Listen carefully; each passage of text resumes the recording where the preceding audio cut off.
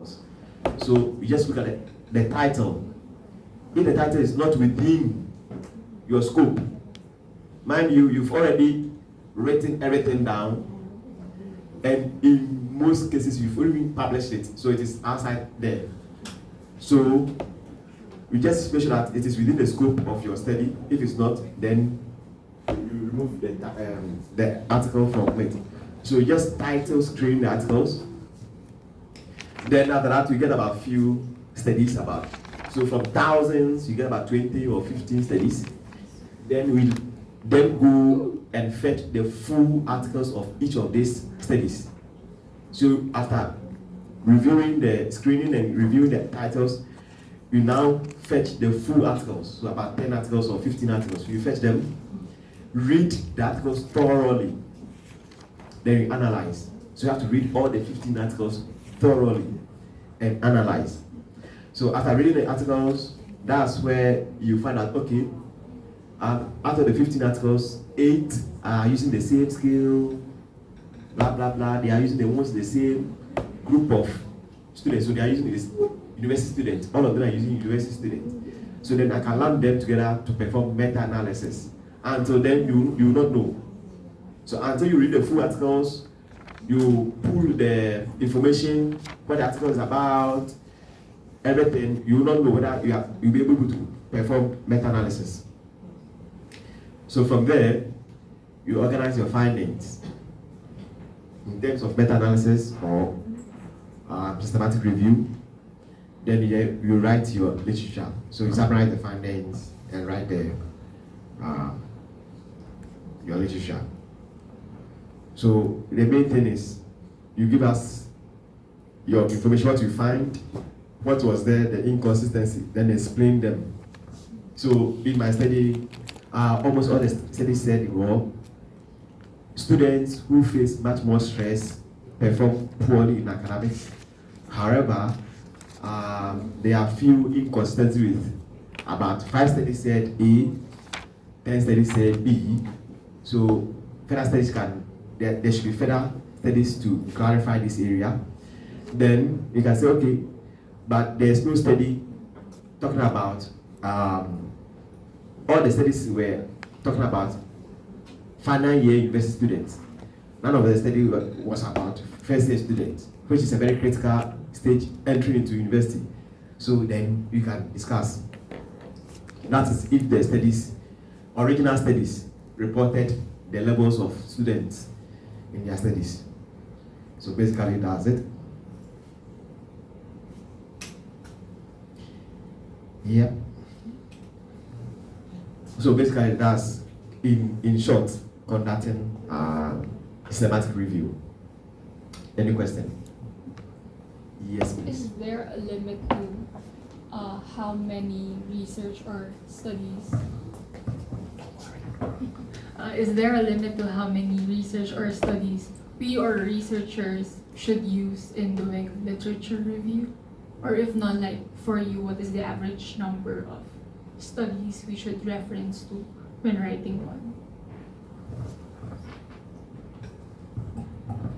Sorry, can you repeat your question again? Like how many research or papers we could use, that is like an acceptable number that we could use to write a literature review, like 10, 15? Thank you for your question. Can somebody help us with an answer? All answers are correct. I've already approved it. All answers are correct here. So can somebody help us? That's a very great question. A very practical one too. Can somebody help us with an answer? I don't know the answer. So all answers are correct. Right? Yeah. Can somebody help us?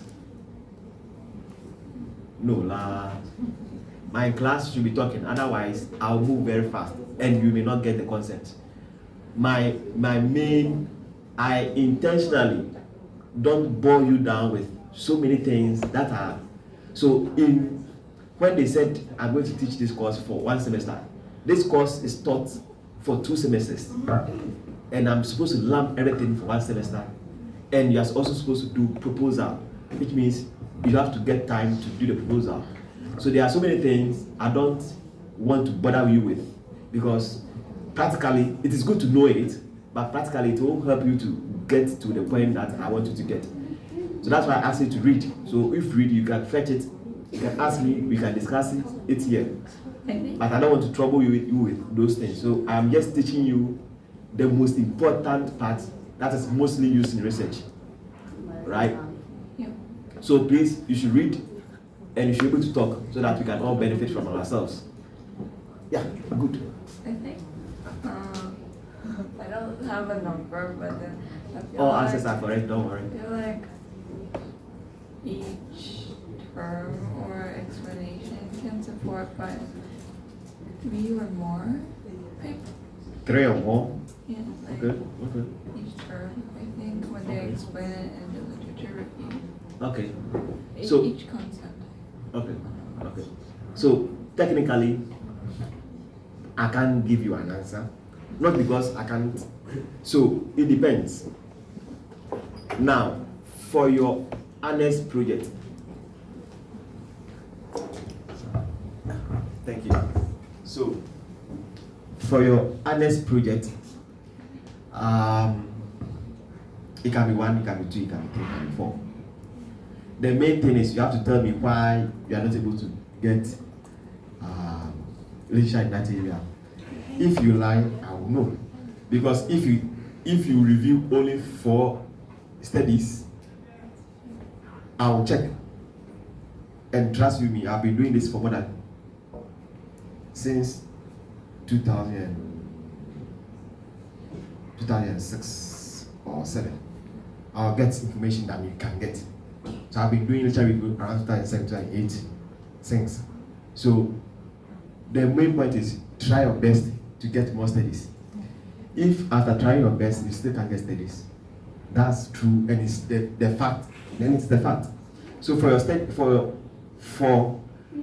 your honest project or for a project, if it's 3, it's okay. So far as I can say, oh well, after thorough search, we only have 3 studies that are related. Others are not related. Others like A, B, C, they are not related. But these are the very, very related ones. And so then there's a need for you to conduct a research. By all means, I conducted a systematic review and meta-analysis. After conducting the meta-analysis, I had only 9 studies. So that means if I am doing a project around that area, I'll get about 9 studies that talk about that area. Although you can expand it a bit to talk about the peripheral studies. So they are not about 95% to 100% related to your study, but other studies will be around 50% related to your study. That will have important components that will help us to understand your study. You can also add it to it. So your study can be talking about depression. We have about only 4 studies on depression among students, among university students, first year students, sophomore. You can also add some few studies that talks about first year students and mental illness. Mental illness and depression are related. You can take, but you have to say, okay, well, only 3 studies on depression, but few studies are also on mental illness, which is related to depression. Then you can move on. That's for your project. Now for publication. So if you want to publish it, it is also very contentious, the number of studies that you can get to publish. Because if I'm an editor or a reviewer, and you bring 5 studies and you tell me, there's no study, say, well, I can equally Google that 5 studies and read. It's only 5 studies. So there's no need for meta-analysis or systematic review. So I will not accept your paper. And so I'll reject your paper. Now, the question is, although 5 studies is small, we don't at all agree on the limit of what is small for systematic review for studies. You should also know that some studies are impact factor 0, some are 1, some are 20. So depending on the impact factor 2, they can choose to accept it. Right? So it depends.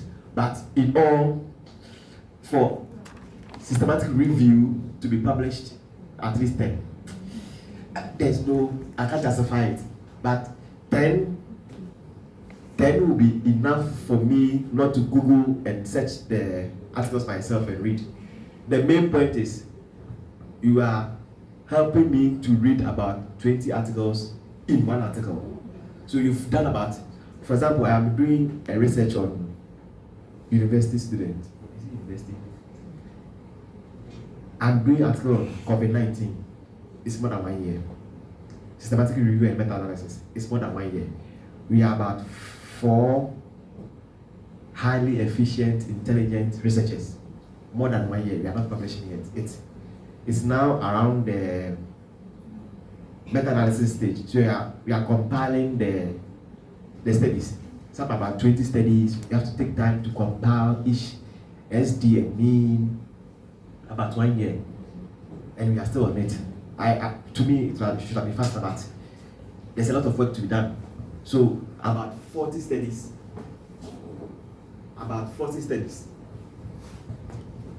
Yeah. So about 40 studies. I cannot go around Googling 40 studies to read them. But in one article, yeah, somebody has summarized it nicely with graphs, with meta-analysis. I'll depend on it and move on. Yeah, so that's the purpose. That's the main purpose of systematic review and meta-analysis. Any more questions?